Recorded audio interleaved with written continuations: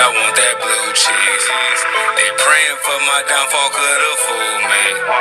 But it's okay, cause I'm a What's going on, people? You know who it is. It's Tay Williams, of course, coming live from the Man Cave as usual. For those subscribers that are not subscribed to my YouTube channel, hit that bell. If you're not subscribed to my Twitter page, hit that bird at TAE_WIG. Just like I said, I keep you in tune with the latest. But today, coming in number 9 in my NBA power rankings from the nation's capital that played at the Verizon Center. Can you hear me now? The Washington Wizards. Let's go!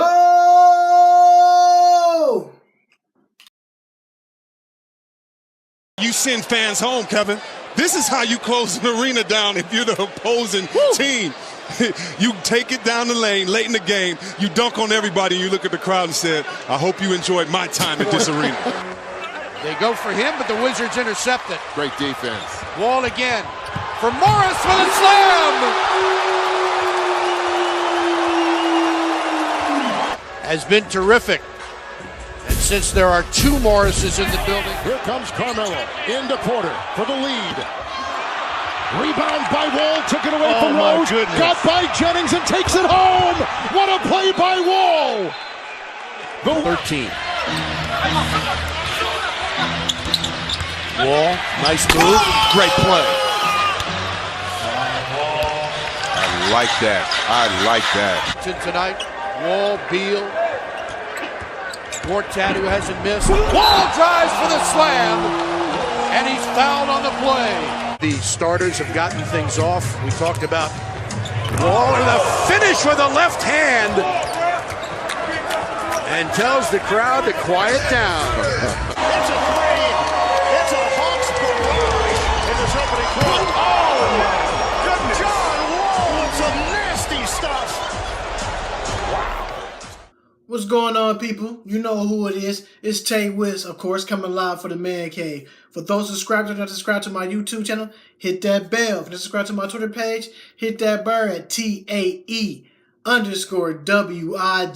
Now, you know I keep you in tune with the latest information going around the NBA. First and foremost, today coming in number 9 in my NBA power rankings from the nation's capital. They play at the Verizon Center. Can you hear me now? The Washington Wizards. The reason why I chose the Washington Wizards, because last year their record was 49-33, but in the Eastern Conference they was 32-20. In their division they was 8-8. This year, folks, I'm picking the Washington Wizards to finish at 50 wins and 32 losses. So this team right here, they got the rookies, Devin Robinson, but I'm looking at certain players that they did add. Mike Scott, a long defender who can hit the 3-ball occasionally. You got Jody Meeks, another 3-point shooter. Then you add Tim Frazier, another point guard they picked up for the New Orleans Pelicans. Different things that they have picked up. They're going to miss certain players, especially like a Brandon Jennings and a Trey Burks. But when you can get somebody in like Jody Meeks, if he can stay healthy, he can contribute right away. This team right here can be sky's the limit. Like I said, this team can easily be top 4 teams in the Eastern Conference once again. So I'm looking at the players that they have. Bradley Beal, John Wall. You know, he be walling out there. Otto Porter, who they kept. They signed him back to the contract. But speaking of contracts, John Wall, the contract he got, $201 million. He's worth it. Like I said, he's one of my favorite point guards in the league. He's gotten better and better each year, from rookie year to now. His game has been elevating to a whole new height. I mean, I'm just loving that when I see him taking this team and putting this team on his shoulders, making them accountable for wins and losses. Especially when you see what he did last year in the playoffs against the Boston Celtics. One of the finest games that you've probably seen him and Isaiah Thomas dueling back and forth. And that Washington Wizards team is very nice. I'm looking at Marcin Gortat, the Polish Hammer. Like I said, he's going to give you his 12 and 10 a night. Iman Mahimi, we need to see more from him. Sometimes he can get lackadaisical on defense, but I feel like he has the other tools. He can defend. especially he's a rim protector, which is always key. Him and Gratot. Jason Smith, another guy who caught on fire late, who can hit the outside three, who can post you up and go inside and outside. You got Thomas Satoransky. I love that guy. This guy, he's superior. You get caught slipping out there like most NBA players, but with him, you can't leave him open because he's getting more and more confident each time I see him play on the floor. He can hit the three. He can go outside. He can go inside. He can penetrate. He's not scared of contact. You know, the European guys are not scared of contact. They play more physicality basketball overseas anyway. The NBA has gotten away from the physical side of basketball. So I already see a lot of players who have played basketball overseas go back overseas instead of playing in the NBA. They might do 2 or 3 years in the NBA, but they go back home and play where they can get more physical basketball. Kelly Oubre Jr., another guy who I thought is a stellar piece, who stepped up big in the playoffs, who got ejected, trying to get the morale of his team up. And I think he's going to be one of them key pieces for the Washington Wizards in years to come. If this core can stay together, this team can be really dangerous. We know LeBron James, he's getting up there in years. He's declining age-wise, but people don't want to be honest. But this Washington Wizards team and the other couple of teams in the East can win these teams to dethrone a LeBron James or a Boston Celtics team. If so, this is one of the teams who can dethrone them. I'm looking at other places they got. Markieff Morris. Them twins don't take no crap. He can score. He can defend, but some games you will get lost. I've seen some games he scored 17 points 3 games in a row, like in the playoffs, for instance. Then you look up, he finished the game with 8 points. You got to be more consistent. If he can be more consistent, especially, like I said, this team can be easily a 50-plus win team easily. This is what I see from the Wizards. Healthiness, especially Bradley Beal. If he can stay healthy, especially if we can get Jody Meese to stay healthy, this team right here can dethrone one of the top 2-tier teams in the East.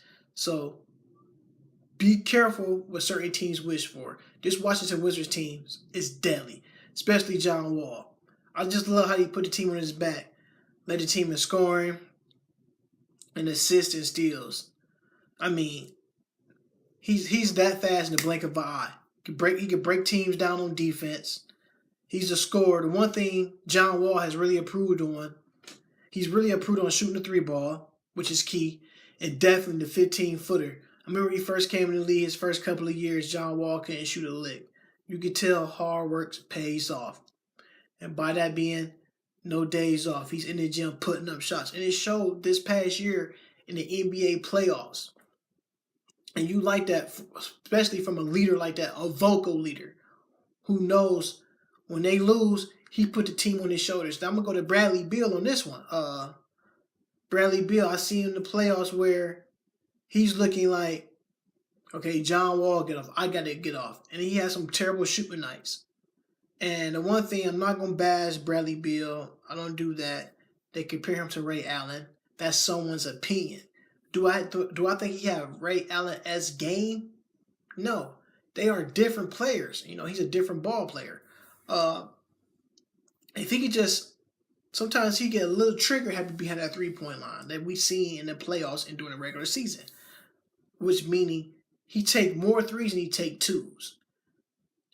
Bradley Beal has the size to get to the hole whenever he wants.